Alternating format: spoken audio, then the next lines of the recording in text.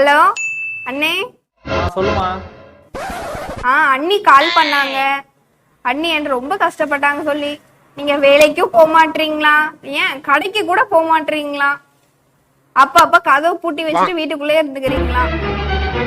ஏன் நீ என்னாச்சு, எதுவும் பிரச்சனையா?